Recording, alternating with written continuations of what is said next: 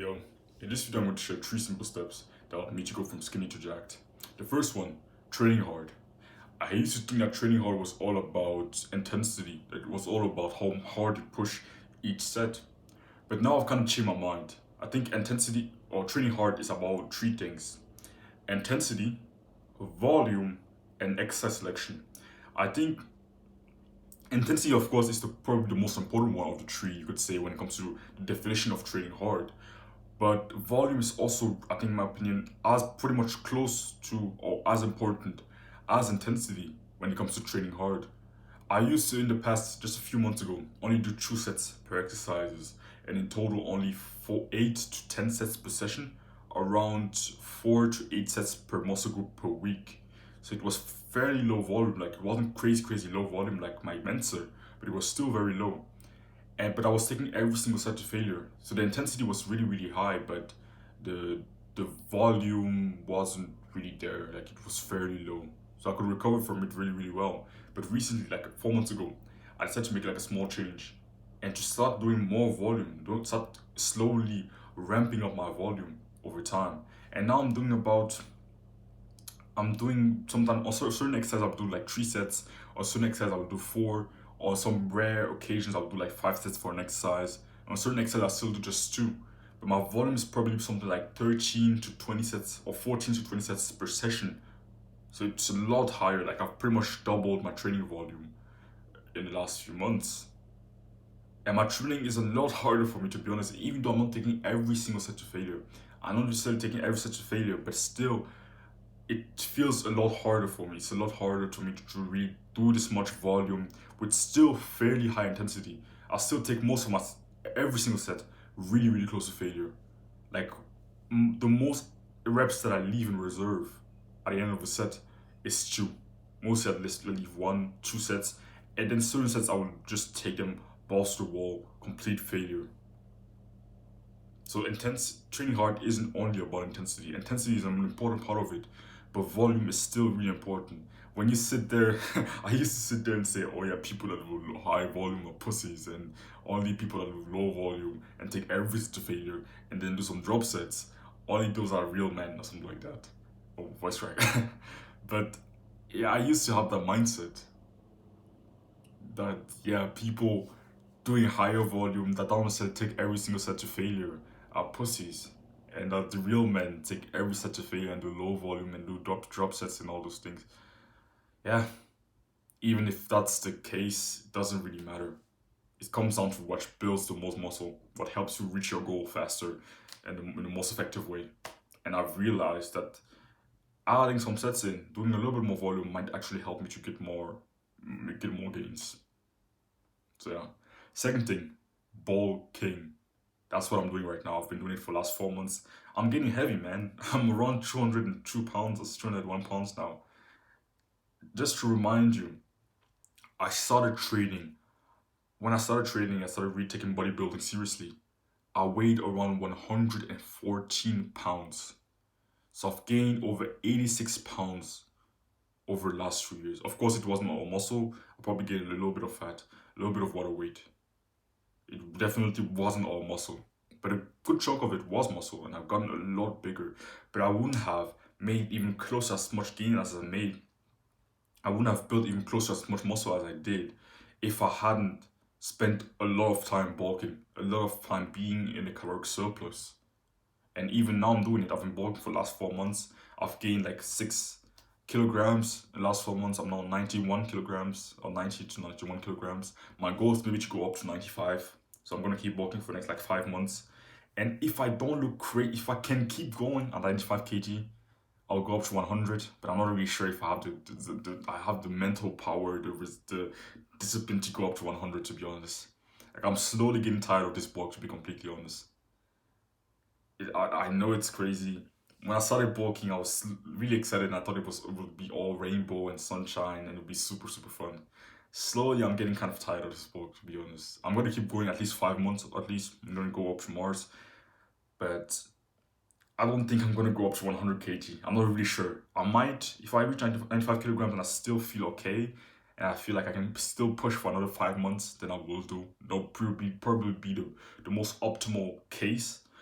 But I think the thing that's most likely to happen is I reach 95 and I end the bulk there.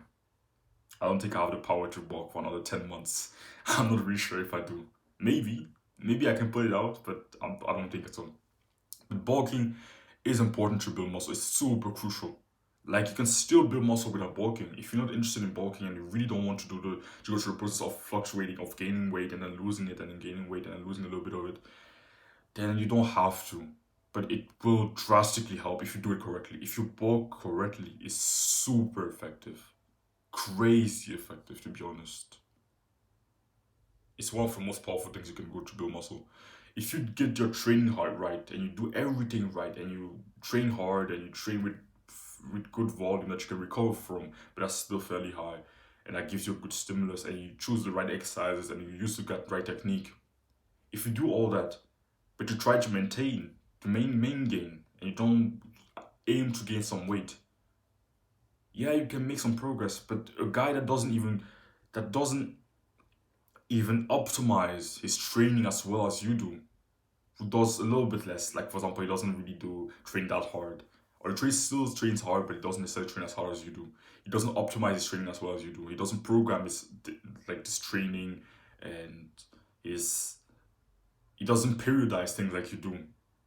If he just eats in a caloric surplus and he bulks correctly, he might actually make more gains than you, even though you're way smarter and hard and train a lot harder than he does. That's the power of bulking. And the simple way to do that, I wouldn't recommend you try to bulk whilst just trying to kind of go with the flow and not track your calories. I wouldn't recommend you do that. My first bulk, that's what I did. I don't think it's a good idea. I would recommend you just simply track your calories. There's an app called MyFitnessPal. It's completely free. I'm not sponsored by them. Again, I have like 180 subscribers. I can't be sponsored yet. But it's like a free app. And in there, you can just simply track your calories. It gives you the amount of calories that you need to eat every day to reach your goal. And then you can simply put in your calories in there. You would just simply just weigh your food and then you put it into the app. And that's simple. It's really simple.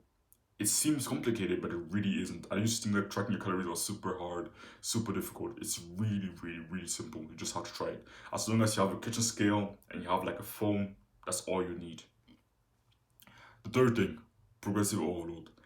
If you train with the right intensity or train hard enough, I'm talking about volume, intensity, and exercise selection, and you bulk, so you eat in the small caloric surplus, you gain like 0.5 to maybe 2 kilograms per month.